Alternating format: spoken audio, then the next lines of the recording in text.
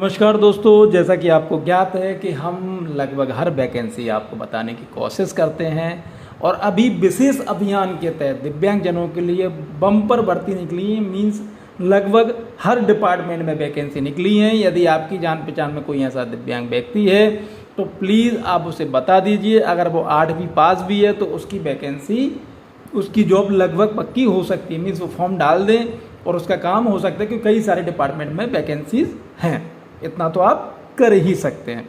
चलिए अब बात करते हैं directorate of archaeology, archive and museum, government of Madhya Pradesh का है। और जैसे यहाँ पे वेबसाइट खोलेंगे आपको यहाँ पर दिख जाएगा format of application form for disabled person for the post of stenotypist and class. जब आप इसे हिंदी कर देंगे तो आपको यहाँ पर जो नाम है वो आपको हिंदी में भी दिखाई देने लगेगा। चलिए तो हम आगे बढ़ते हैं। इस पर आपको क्लिक करना है। जैसे आप इस पर क्लिक करेंगे देख लीजिए संचालनालय पुरातत्व अभिलेखागार और संग्रहालय। ठीक है, चलिए हम इस पर क्लिक कर देते हैं। जैसे आप इस पर क्लिक करेंगे तो आपके सामने ये ओपन हो जाएगा। इसको थोड़ा सा बड़ा कर देते हैं, थोड़ा सा ज़्यादा बड़ा हो गया। चलिए ठीक है, अब हम देखते हैं।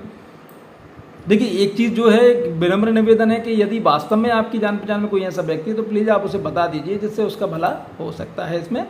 चलिए हम आगे बढ़ते हैं इसमें कि संचालनालय पुरातत्व अभिलेखागार एवं संग्रहालय मध्य प्रदेश भोपाल, मध्य प्रदेश शासन संस्कृति विभाग के परिपत्र क्रमांक, ये परिपत्र क्रमांक है 30/4/2024 के अनुक्रम में संचालनालय पुरातत्व अभिलेखागार एवं संग्रहालय भोपाल एवं अधीनस्थ कार्यालयों में दिव्यांगजन हेतु चिन्हांकित रिक्त पदों को पूर्ति वॉक इन इंटरव्यू के माध्यम से की जाना है। आवेदन हेतु निर्धारित योग्यता एवं अर्हता रखने वाले आवेदकों द्वारा नीचे दर्शाए गए संलग्न अधिकार निर्धारित प्रारूप में पूर्व पूर्ण आवेदन दिनांक 10/7/2024 तक कार्यालयीन समय 6 बजे तक संचालनालय पुरातत्व अभिलेखागार एवं संग्रहालय बाणगंगा मार्ग भोपाल 46/203 में स्वयं उपस्थित होकर रजिस्टर्ड डाक से द्वारा आवेदन पत्र प्रस्तुत कर सकते हैं। चयन कार्यालय द्वारा गठित समिति द्वारा वॉक इन इंटरव्यू के माध्यम से किया जाएगा। नियत दिनांक के पश्चात प्राप्त आवेदन पर विचार बिल्कुल नहीं किया जाएगा। डाक से हुए विलंब में संचालनालय का कोई उत्तरदायित्व नहीं होगा।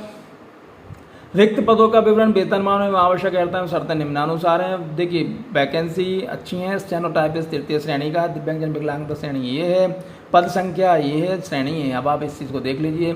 चतुर्थ श्रेणी की हम बात करें तो वृत्ति की आवश्यकता है, माली की आवश्यकता है, पानी वाला की आवश्यकता है, फर्रास की आवश्यकता। चतुर्थ श्रेणी में वृत्ति की आवश्यकता है, वृत्ति की आवश्यकता है, माली की आवश्यकता है, पानी वाला की आवश्यकता है, लिफ्टर की आवश्यकता है।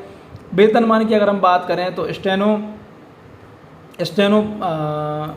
थोड़ा सा बड़ा कर देते हैं, आपको दिखाई देते हैं। हाँ, स्टेनोटाइपिस्ट पद हेतु वेतनमान 19,500 से 62,000 है। और चतुर्थ श्रेणी के समस्त पदों का वेतनमान जो है 15,500 से 49,000 रुपये तक है। सामान्य प्रसाद विभाग के पत्र क्रमांक 3/13/2019 3/1 दिनांक 12/12/2019 अनुसार नियुक्त 3 वर्ष की परिवीक्षा अवधि पर की जाकर परिपत्र अनुसार स्टाइपेंड के रूप में दे होगा। आयु सीमा 18 से 45 पर, बाकी छूट जो रहेगी शासन द्वारा मान्यता प्राप्त जो है उस हिसाब से। इस शैक्षणिक योग्यता की हम बात करें तो स्टेनोटाइपिस्ट पद हेतु मान्यता प्राप्त बोर्ड संस्था से हायर सेकेंडरी परीक्षा उत्तीर्ण, हिंदी से शीघ्र लेखन में 80 शब्द प्रति मिनट से गति की उत्तीर्ण, मान्यता प्राप्त विश्वविद्यालय संस्था न्यूनतम 1 वर्षीय कंप्यूटर डिप्लोमा सर्टिफिकेट परीक्षा उत्तीर्ण होना अनिवार्य और CPCT।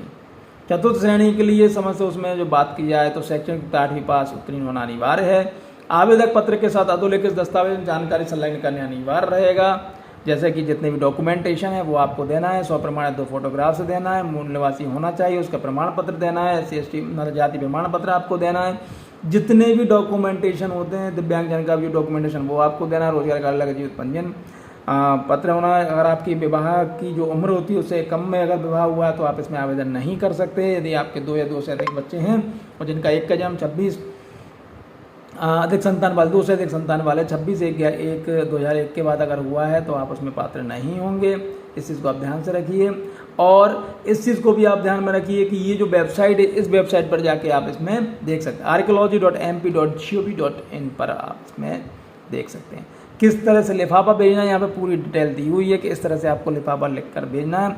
और यदि आपको ऐसा लग रहा है कि टाइम कम है, मान लीजिए आप वीडियो ये 3 दिन 4 दिन बाद देखते हैं और आपको लग रहा है कि कम टाइम, तो आप डायरेक्ट कार्यालय में जाके आप इस फॉर्म को जमा कर सकते हैं।